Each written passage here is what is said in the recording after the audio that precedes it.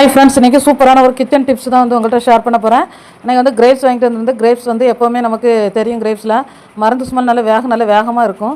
அதனால் வந்து கிரேப்ஸ் எப்போவுமே ஒன்றுக்கு 4 தடவை நம்ம கழுவிக்கணும். அதுபோல் இன்றைக்கி கிரேப்ஸ் அவ்வளோத்தையுமே அந்த காம்பில் இருந்து தனித்தனியாக நம்ம எடுத்துக்கலாம். ஏன்னா கிரேப்ஸில் வந்து காம்போடு இருக்கும்போது இந்த மாதிரி ஜொக்கு மாதிரி உள்ளதை வச்சு தான் அப்படி முக்குவாங்க. அந்த மருந்து அந்த இடுக்குகள்லாம் வந்து நிறைய இருக்கும். அதனால் நம்ம கழுவு முன்னாடி வந்து இப்படி ஒத்தையாக நல்லா எல்லாத்தையும் ஆஞ்சி போட்டுட்டு இந்த மாதிரி வந்த பிறகு வெறும் தண்ணி விட்டு ஒரு 2 தண்ணி நல்லா கழுவிக்கலாம். நம்ம கழுவும் போதே அதில் வந்து நிறைய தூசி அழுக்கு எல்லாமே இருக்கும். தண்ணி கலரே சேஞ்ச் ஆயிரும். அதனால் ஒரு பச்சை தண்ணி வச்சு ஒரு 2 டைம் நம்ம இப்படி நல்லா கழுவி எடுத்து அலசி எடுத்துக்கலாம். அதுக்கப்புறமா வந்து கொஞ்சமாக வந்து வெந்நி போட்டு கிரேப்ஸை வந்து கொஞ்சம் ஊற வச்சு அதுக்கப்புறம் சாப்பிட்டோன்னா இந்த ஒரு மாதிரி உள்ள அந்த மருந்து வைக்க இதெல்லாம் வராது. தண்ணியில் எவ்வளோ அழுக்கு இருக்குன்னு இப்போ உங்களுக்கு தெரியும். 2 தண்ணி கழுவி எடுத்து வச்சாச்சு. இப்போ கொஞ்சமாக மஞ்சள் பொடி, கொஞ்சமாக கல்லுப்பு போட்டிருக்கேன்.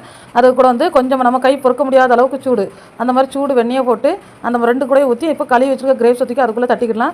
தட்டி எப்படினாலும் அந்த வெந்நியில் உள்ள சூடு வந்து தணிகிறதுக்கு எப்படி ஒரு 20-25 நிமிஷம் ஆகும். அந்த டைமில் நம்ம கை பொறுக்க முடியாத அளவில் வந்து சூடில் போட்டு கொஞ்ச நேரம் கழிச்சுலாம் ஒரு 20 நிமிஷம் கழிச்சு நம்ம அந்த கிரேப்ஸ் அவ்வளோத்தையுமே வந்து கரையேற்றிக்கலாம். கரையேற்றினோம்னா அந்த கிரேப்ஸில் வந்து ஒரு மருந்து ஸ்மெல் வரும், அதெல்லாம் இருக்காது. ஒரு புளி கடுப்பு அந்த இது எல்லாமே மாறிடும். சாப்பிட்றதுக்கும் நல்ல இனிப்பாக இருக்கும். அதே போல் வந்து குழந்தைகளுக்கெல்லாம் கொடுக்குறது நல்ல இந்த மெடலில் நம்ம கிரேப்ஸை கழுவி சாப்பிடும்போது நல்ல ஆரோக்கியமாக இருக்கும். ஆல்ரெடி 2 தண்ணி கழுவி நான் வந்து மஞ்சள் தண்ணியில் போட்ட அப்புறமே அவ்வளோ அழுக்கு அதுலேருந்து வந்திருக்கு.